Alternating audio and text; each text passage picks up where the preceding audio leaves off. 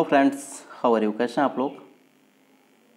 दोस्तों, आज हम लोग सामान्य हिंदी से आज हम लोग टॉपिक स्टार्ट कर रहे हैं शब्द रचना, अर्थ और वाक्य रचना। दोस्तों, इसके पहले बता दें आपसे कि हम लोग वर्णमाला कंप्लीट किए हैं सिलेबस के अकॉर्डिंग। उसके बाद फिर विराम चिन्ह कंप्लीट किए हैं, वो भी सिलेबस के अकॉर्डिंग। और उसके बाद दोस्तों आपसे बता दें, जितना भी प्रैक्टिस सेट हम लोग कर रहे हैं उसमें थोड़ा सा डिफिनीशन करते हैं, उसके बाद फिर हम लोग प्रैक्टिस सेट करते हैं। अब आपसे बता दें, यहाँ पे ये एग्जाम की दृष्टि से UPSI, PCS, UP triple SC, group D और UP TET, super TET, C TET, super TET सभी के लिए बहुत ही महत्वपूर्ण है। ठीक है। और दोस्तों, ये ऑनलाइन प्रैक्टिस सेट नंबर 7 है। इसके पहले के जितने वीडियो, सारे वीडियो प्लेलिस्ट में पड़े हुए हैं, आप जाके वहाँ पे देख सकते हैं। चलिए स्टार्ट करते हैं। हम लोग थोड़ा सा एक अवलोकन देखेंगे, उसके बाद फिर हम लोग क्वेश्चंस करेंगे। ठीक है। तो देखिए यहाँ पे क्या है, स्वरयुक्त व्यंजन है। क्या है? अक्षर। अक्षर क्या है? स्वरयुक्त व्यंजन है। उसके आगे देखिए, निश्चित अर्थ को प्रकट करने वाले वर्ड समूह को क्या कहते हैं? तो शब्द कहते हैं। उसका क्या है, शब्द के कितने भेद हैं? तो शब्द के 8 भेद हैं। शब्द के कितने भेद हैं? तो शब्द के 8 भेद हैं। देखिए यहाँ पे, किताब कैसा शब्द है? तो ये संकर शब्द है। कैसा शब्द है? संकर शब्द है। तहसीलदार कैसा शब्द है? ये भी संकर शब्द है। खनन कैसा शब्द है? तो ये ध्वन्यात्मक, ठीक है, यह ध्वन्यात्मक शब्द है। रिक्शा संबंधित है किस भाषा से? तो जापानी भाषा से। ठीक है, रिक्शा जापानी भाषा है। बेगम, दरोगा व चाकू संबंधित किससे है? तुर्की भाषा से है। ठीक है, बेगम, दरोगा व चाकू संबंधित है तुर्की से। हिमालय कैसा शब्द है? तो यौगिक शब्द है। ठीक है दोस्तों, यौगिक शब्द का हम परिभाषा आप लोगों को बता दे रहे हैं कि यौगिक शब्द किसे कहते हैं। तो वे शब्द जो 2 या अधिक शब्दों के योग से बने हैं उन्हें यौगिक शब्द कहते हैं।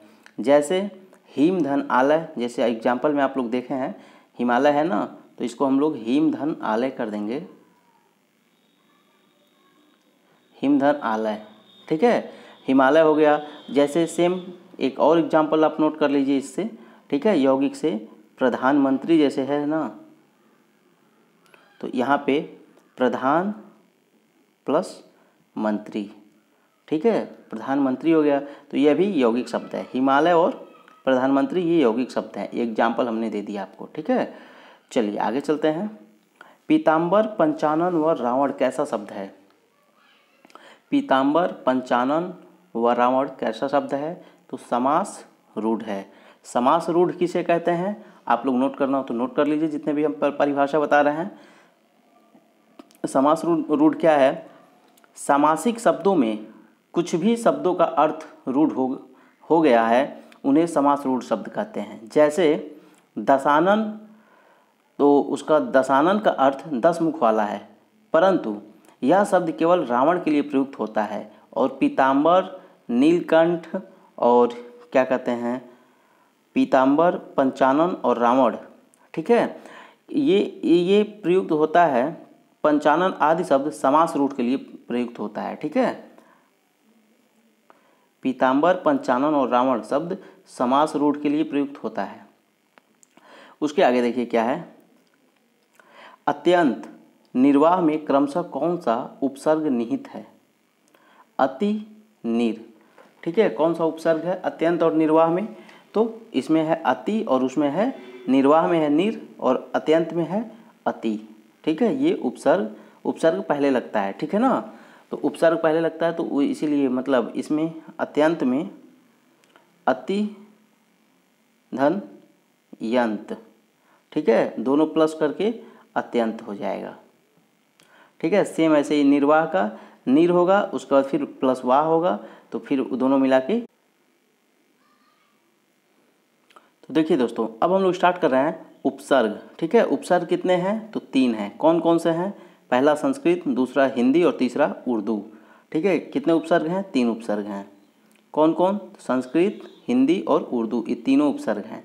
उसके बाद देखिए क्या है, संस्कृत के कितने उपसर्ग हैं? तो 19।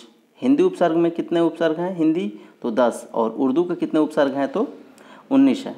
ठीक है, उसके आगे देखिए, अनुपसर्ग का अर्थ है मतलब बाद में, पीछे।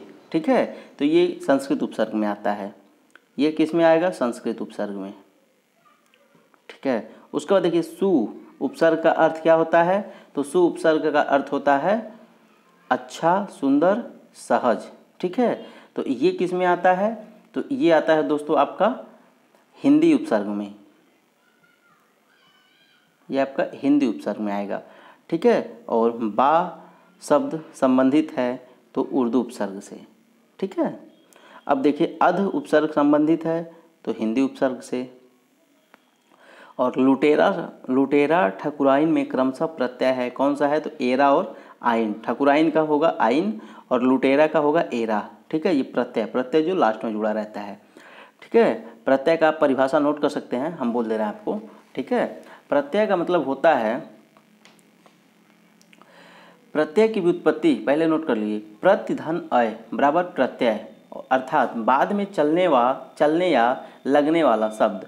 जो शब्दांश शब्दों के अंत में लगकर उन्हें अर्थ को बदल देते हैं वे प्रत्यय कहलाते हैं।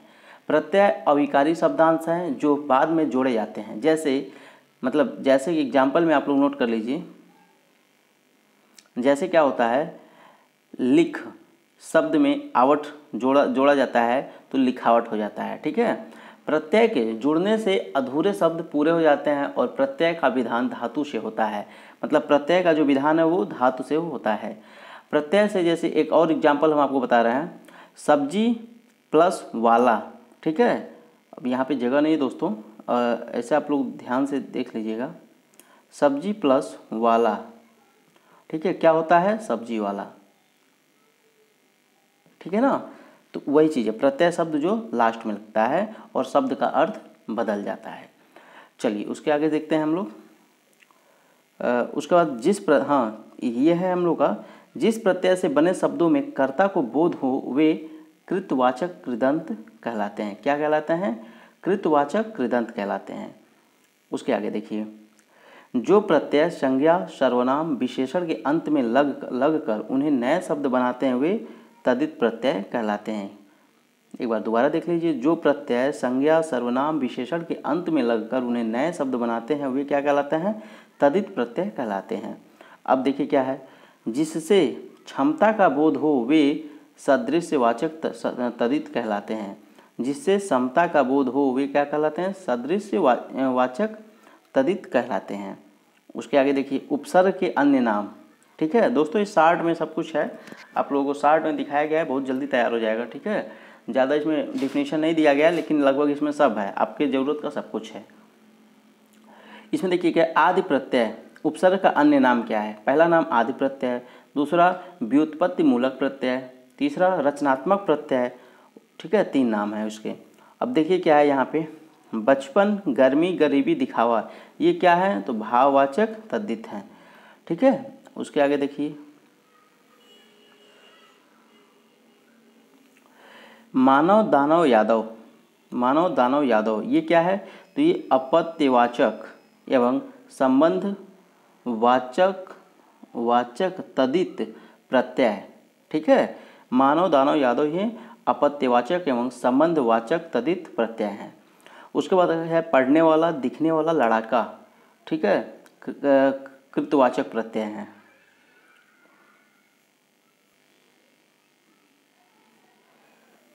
उसके आगे देखिए, सुनार, लुहार, कहार, चमार, मसालची, ये क्या है? कृतवाचक तदित हैं। ठीक है, उसके बाद क्या है, मिलनसार, चालबाज, मेजपोश में क्रमशः प्रत्यय है सार, मतलब बाज और पोष। ठीक है, ये प्रत्यय हैं। उसके आगे देख लीजिए क्या है, अर्थानुसार वाक्य कितने होते हैं? 8 होते हैं। जिस वाक्य में किसी बात का होना पाया जाए उसे क्या करते हैं? विधानार्थक वाक्य कहते हैं। उसके आगे देख लीजिए, जिस वाक्य में प्रश्नात्मक भाव प्रकट होते हैं उसे क्या कहते हैं? तो प्रश्नार्थक वाक्य कहते हैं। जिस वाक्य से संकेत का बोध हो उसे क्या कहते हैं? तो संकेतार्थक वाक्य कहते हैं। और ये है, वाह क्या सुंदर दृश्य है, यह कैसा वाक्य है? तो यह विस्मयादि बोधक वाक्य है। दोस्तों यहाँ पे चिन्ह भी लगा है, विस्मयादि बोधक का यहाँ पे चिन्ह भी लगा हुआ है, तो इससे भी क्लियर हो जाएगा। ठीक है, उसके आगे देखिए क्या है, वाक्य के प्रमुख खंड हैं जो प्रमुख खंड हैं 2। ठीक है, उद्देश्य व विधेय। कौन कौन है? उद्देश्य और विधेय। वाक्य के प्रमुख खंड है, बहुत इंपॉर्टेंट है, इस चीज़ को ध्यान में देखिएगा। वाक्य के कितने खंड हैं? तो पहली बात 2 खंड हैं। प्रमुख कितने खंड हैं? 2 खंड हैं। कौन कौन? तो उद्देश्य व विधेय। चलिए आगे चलते हैं। उसके आगे देखिए, रचनानुसार वाक्य के भेद हैं 3, साधारण वाक्य, संयुक्त वाक्य और मिश्रित वाक्य। ठीक है। उसके आगे देखिए, पूजा गाना गा रही है, यह कैसा वाक्य है? साधारण वाक्य है। और यहाँ पे देखिए क्या है, पूजा पूजा पढ़ती है और कोचिंग भी पढ़ाती है, यह कैसा वाक्य है? तो ये संयुक्त वाक्य है। अब ये देखिए क्या है, जो मोबाइल मेज है दोस्तों, मेज पर रखी है, वह पूजा को पुरस्कार स्वरूप मिली है, यह कैसा वाक्य है? तो यह विशेषण उपवाक्य है। कैसा वाक्य है? तो विशेषण उपवाक्य है। अब देखिए आगे देखिए, जो, जब कि, इसलिए, पर और तथा शब्द है, संयोजक शब्द है। ये कौन सा शब्द है? तो ये संयोजक शब्द है। जो, जब कि, इसलिए, पर और तथा शब्द है, तो ये संयोजक शब्द है। उसके आगे देखिए, संज्ञा, सर्वनाम, विशेषण, क्रिया शब्द, विकारी शब्द हैं। ये कौन से शब्द हैं? तो ये विकारी शब्द हैं। उसके आगे देखिए, समुच्चय बोधक, क्रिया बोधक, संबोध बोधक और विस्मयादि बोधक शब्द हैं। ये कौन से हैं? तो ये अविकारी शब्द हैं। उसके आगे देखिए, शब्द भाषा की कैसी इकाई है? तो ये स्वतंत्र एवं सार्थक इकाई है। शब्द भाषा की कैसी इकाई है? स्वतंत्र और सार्थक इकाई है। सामान्य शब्द के कितने प्रकार होते हैं? तो सामान्य शब्द के 2 प्रकार होते हैं। ठीक है।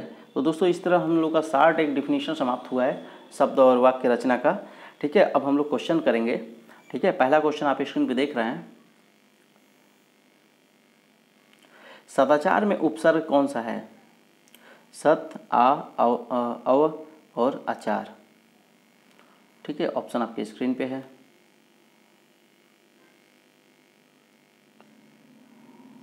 तो दोस्तों इसका right answer option number A होगा। ठीक है। सब लोग जानते ही हैं सदाचार में। चलिए आगे चलते हैं नेक्स्ट क्वेश्चन पे। दूसरा नंबर क्वेश्चन है, अत्युक्ति में उपसर्ग है। कौन सा उपसर्ग है अत्युक्ति में? अधि, दूर, अति, ऊन।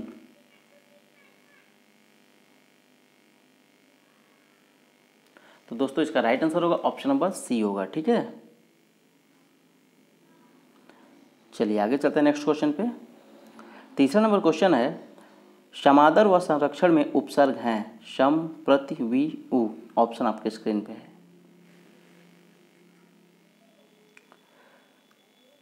तो दोस्तों इसका भी right answer option number A है। ठीक है।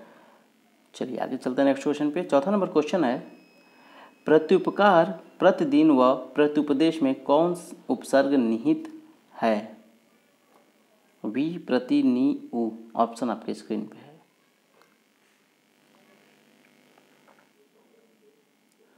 तो दोस्तों इसका राइट आंसर आप लोग सब लोग समझ रहेंगे। ठीक है। Option number B is the right answer होगा। ठीक है। प्रत्युपकार का प्रति होगा। चलिए आगे चलते हैं नेक्स्ट क्वेश्चन में। पांचवा नंबर क्वेश्चन है, अध्यक्ष व अधिष्ठाता में उपसर्ग है अधि, प्रति, अध, प्रति। ऑप्शन आपके स्क्रीन पे है।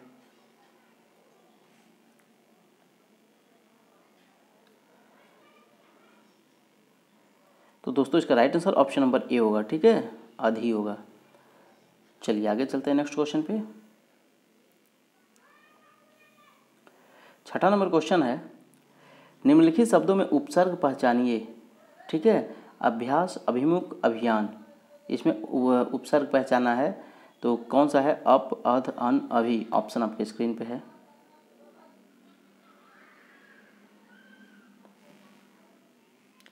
तो दोस्तों इसका राइट आंसर होगा ऑप्शन नंबर डी होगा। ठीक है।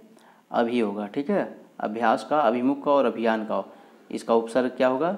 अभी होगा। Option number D is the right answer. चलिए आगे चलते हैं। सातवां नंबर क्वेश्चन है,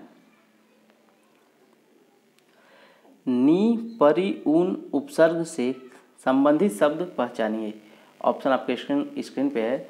निबंध, परिजन, 29, संरक्षण, दुर्जन, दुकाल और सी है प्रख्यात, संहार, अल्पज्ञ और डी है इनमें से कोई नहीं। ठीक है। ऑप्शन आपके स्क्रीन पे है।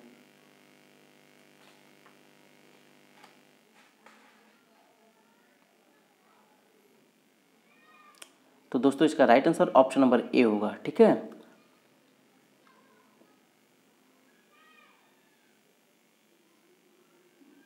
देखिए उपसर्ग क्या होता है, ठीक है। उपसर्ग किसे कहते हैं आप लोग नोट कर लीजिए, हम बता दे रहे हैं थोड़ा सा इसका डिफिनीशन।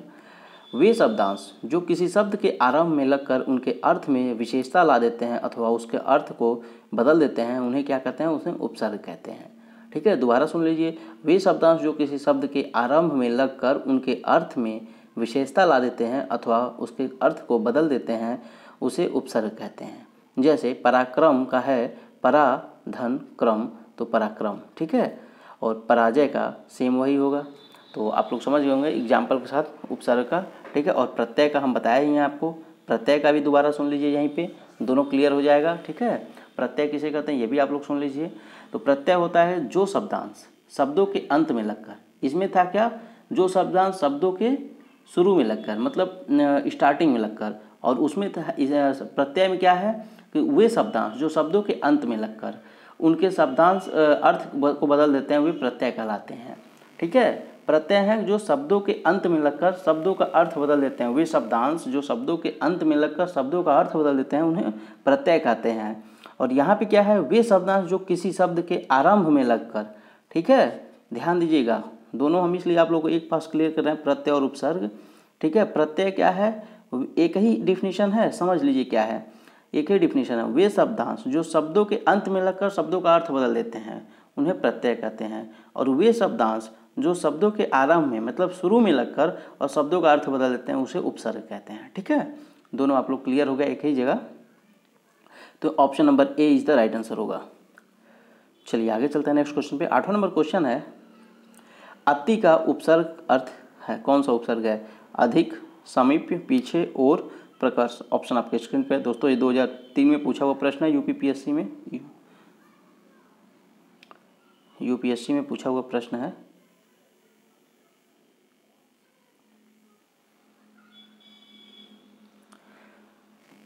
तो दोस्तों इसका राइट आंसर होगा ऑप्शन नंबर ए होगा, ठीक है।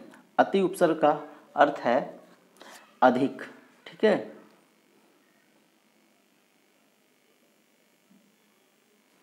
Option number A is the right answer.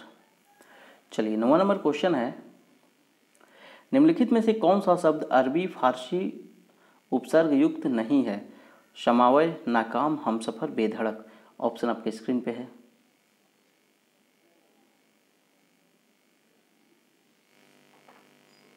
तो दोस्तों इसका राइट आंसर हो रहा है ऑप्शन नंबर ए, समवाय।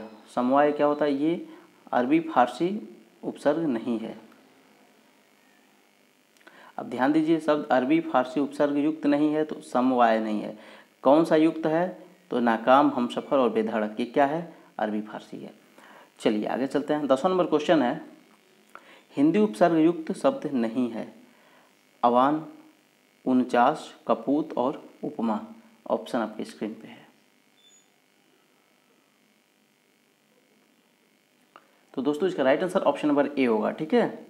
अवान हिंदी उपसर्ग नहीं है। चलिए आगे चलते हैं। 11 नंबर क्वेश्चन है, संस्कृत उपसर्ग युक्त शब्द नहीं है, कौन सा, अनुजीवी, अपशब्द, लाचार, प्रकर्ष। ऑप्शन आपके स्क्रीन पे है।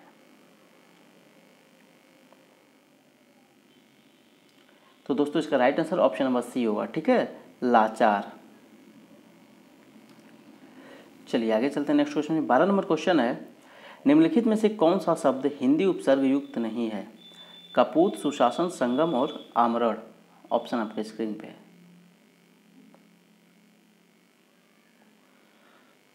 तो दोस्तों इसका right answer option number A होगा, ठीक है। चलिए आगे चलते हैं। 13 नंबर क्वेश्चन है, छलिया, पठनी व कहानी में कौन सा प्रत्यय निहित है, इत, धन, अलावा, आवट, इला वाला इला, इला वाला इक और ई आनी। ऑप्शन आपके स्क्रीन पे, बहुत ही इंपॉर्टेंट क्वेश्चन है और टफ भी है, ठीक है, इसलिए इसको आप लोग जरूर एक बार दो तीन बार इसको समझ लीजिएगा। छलिया, पठनी व कहानी में कौन सा प्रत्यय निहित है। ऑप्शन आपके स्क्रीन पे है।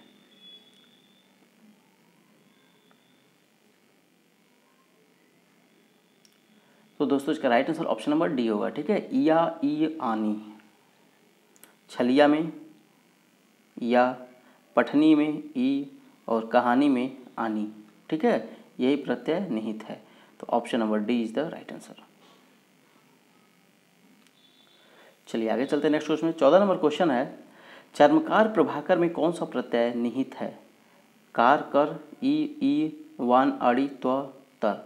ठीक है, मतलब आप समझ लीजिए चर्मकार अलग है और प्रभाकर अलग है। ठीक है, तो ये अलग है, ये अलग है, ये अलग है, ये अलग है, और ये भी अलग है, ये भी अलग है, ये भी अलग है, ये भी अलग है। ठीक है, ऑप्शन आपके स्क्रीन पर है। तो दोस्तों इसका आप लोग समझ गए होंगे। ठीक है, करते जा रहे हैं तो आप लोग का अभ्यास हो ही गया होगा। Option number A is the right answer. ठीक है, चलिए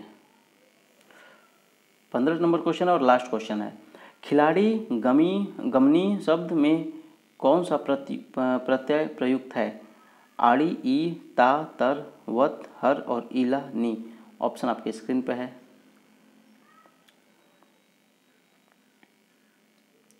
तो दोस्तों ये भी समझ गए आप लोग। ठीक है, इतना हम लोग प्रैक्टिस कर देंगे, आप लोग समझ गए होंगे। Option number A is the right answer हो रहा है इसका भी। ठीक है, तो दोस्तों इसी के साथ हम लोग का ये सीरीज समाप्त हो रहा है। चूँकि डिफिनीशन के साथ हम लोग पढ़े हैं, इसलिए इस सीरीज में हम लोग 15 क्वेश्चन लिए हैं। कल हम लोग डिफिनीशन नहीं करेंगे। ठीक है, इसलिए हम लोग और ज़्यादा क्वेश्चन कवर करेंगे। तब तक चैनल को सब्सक्राइब और लाइक ज़रूर कर दीजिएगा और अपने दोस्तों को शेयर कर दीजिएगा। धन्यवाद।